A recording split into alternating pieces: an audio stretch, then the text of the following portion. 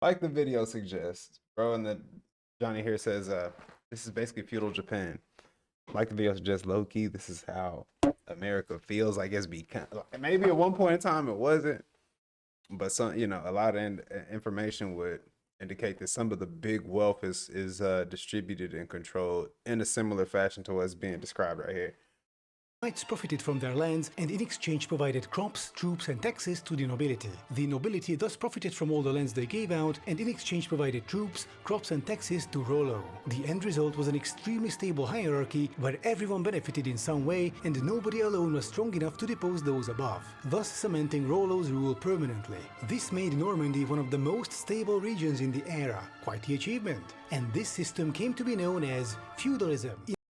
Invented by Rollo by accident through his compulsive need for control and stability. Okay, great, but how is this connected to AI? Well, at the bottom of the feudal hierarchy, there are the peasants. They work the land, they pay taxes, and in exchange they get to keep part of their produce and are provided with basic services, like housing and security. In this system, peasants are essentially powerless. They are a mere revenue source for those above, while owning next to nothing. Oh, you worked hard to produce crops. I feel like that sounds a lot like the platform users. I hate this. I hate to say it, but is it safe to say that the platform users are a lot like just the ones who are farming and you pick? Don't know how you set this stuff up, possibly, eh?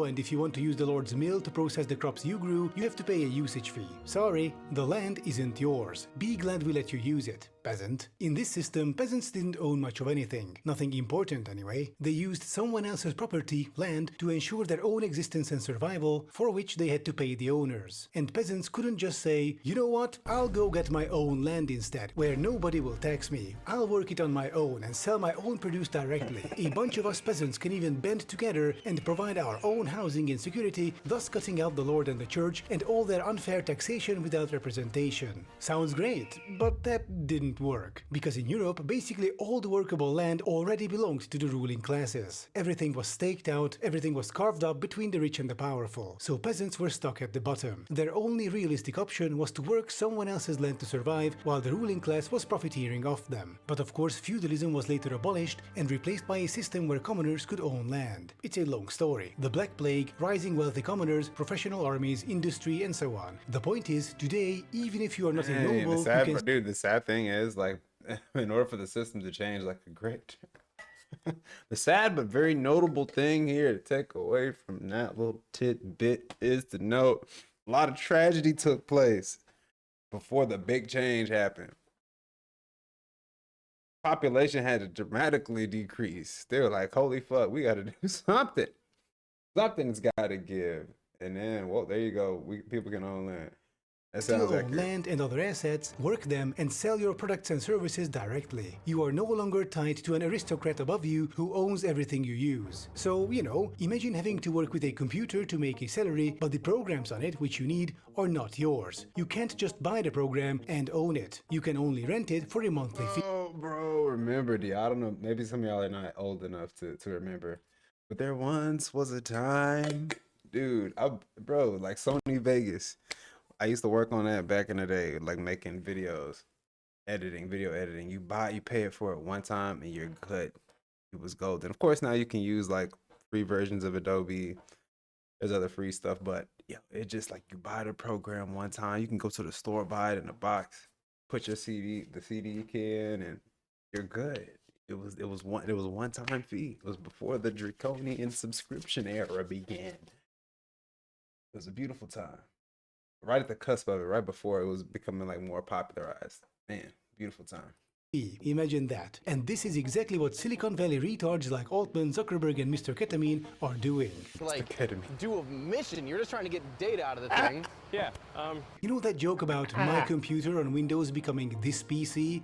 Yeah, it's sort of like that. In the digital economy, data, programs, and computation are the new land. You need them for life and work, with all the complex systems in our modern lives depending on them. But the problem, in air quotes, is that regular people, commoners, still own a lot of proverbial land. If you own a computer, that computer is yours. You can do things with it without having to pay fees. If you own a program, game, or movie on some sort sort of data storage device, it is yours. You don't need to pay fees to use them. But what if it was different? What if your movies, games and programs were not yours but stored on someone else's computer and you would need to pay a monthly fee to access them? How about Microsoft Office? Remember when you could just buy a license and then you owned the full package with all features? Well, now it's a subscription. You Yeah, don't look, bro own just said that Microsoft right before. Look, all right, Marty, you're right on the money.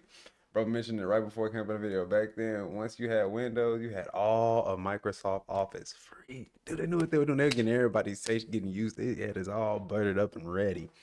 Like, oh yeah, it's supposed to be free. Whoop, bam. Dang, and then they just taxed this on it. After everybody got used to build, they done built their business all around having access to all of these great products, and they just threw them taxes on that motherfucker. Oh my lord. Office. You pay rent for the right to use it. You don't own copies of movies or series. You pay rent for the right to watch them. And Not taxes, but fees, you know. Yeah, y'all know what I mean. see something like this starting with gaming, where you don't own the game, you pay rent so you can play it. On someone else's computer even. In such a system, you don't own anything. You are merely using someone else's property for a monthly fee. And this is the same reason why AI is being pushed so hard into all aspects of our lives. Silicon Valley overlords want AI everywhere to be an irreplaceable part of our lives so they can start charging everyone for it. What, you thought the AI companies are eating billions in losses out of charity? No, it's a strategy. Infiltrate every corner of our lives, become irreplaceable, then hike your prices and profit. Ooh, And in a world see, yeah, the dependent on same way they did with, bro, yeah, literally, we just said this shit. The same way they did with Microsoft, how everything was free. We get used to using it all. Businesses is like, yeah, hey, let's just meet in Zoom, or let's just meet in, or open it up in your Microsoft Office. Yo, and now they got now they got a whole subscription. They're taxing these businesses for it. Same type of play here. What I could see happening with this Copilot, all these Copilot AIs and AI assist this and AI bot that. You buy the AI bot, why there's gonna be an extra subscription, but just to keep his updates, get the updates for your AI bot. Oh, Photoshop too. Oof. AI and other online services, users have nowhere else to go. What, you're going to host your own large language model? Build your own server park? Write your own games and programs? No, you'll fall in line because it's easier. In a world where, pardon me for the old meme, you will own nothing and be happy. Though I'm not sure about the latter. So basically, pushing AI everywhere is just another way of getting you to use someone else's property instead of yours and pay fees for it. A brave new era of techno-feudalism. This is what the Silicon Valley nobility wants. This is the ultimate goal. And so far, it looks like they're getting it. So how can we avoid this? The short answer, state-run tech is a public option. Have publicly controlled open source alternatives to Silicon Valley services. If you want to host data, you can rent space and computational capacity from a democratically elected government, guaranteeing independence from Silicon Valley. Or, if we want to get real spicy, we nationalize all data centers above a certain size while mandating that data of citizens has to be stored and processed locally. So no moving your servers to Panama or something to avoid regulations. Mass storage and processing of data should be a public affair, just like how train tracks are owned by the state in most Western countries. Yep, that's right, it's a train example. Welcome to the channel. The trains running on them may be private, but they pay for track usage and a democratically elected government gets to police them. And I want the same for tech. I don't want tech companies to own the proverbial land. I want a democratic state in charge. Oh my god, would you just give your data to the government like that? I am so sorry to tell you, but your data is already there, dude. What do you think those Silicon Valley ghouls were doing at Trump's inauguration? Also, what do you think Doge was for? It seems like Elon Musk was the only one stupid enough to believe that it was about efficiency and not just scraping your data to feed into AI and Palantir. In another video taken that night, White House Press Secretary Caroline Leavitt stops by to chat, but Elon ignores her, captivated by his spoons. So tech companies will just surrender your data to the government anyway. Your data will end up there no matter what. So in my mind, our best bet is to have a rules-based democratic government which operates an apolitical office overseeing data centers while cutting out unelected Silicon Valley nobility from the equation. And no, we the people, grassroots open source BS will not work. Look at Mastodon or Linux. Right. LibreOffice though, pretty good. Embrace Slavoj Žižekian democratic centralization theory. He says, or look at Linux. What's wrong with Linux? What's wrong with Linux? It's just hard as fuck to use. Okay, yeah, right. Yeah, you don't know how to. You don't know Linux 10 toes? Hell no. I don't know that shit. But it looks like it works. Like, I know people that use it. They swear by it. Because the alternative is a new era of feudalism, but this time also with AI-generated slop. Tons of it. Thank you for watching. If you like my content, please consider becoming a patron or a member here on YouTube. Yeah, And I'll this be is seeing good. you next time. A good channel right here. What's the name of this dude's channel? Adam something. This is actually the first time I've seen his channel. I'll actually like to subscribe on that one.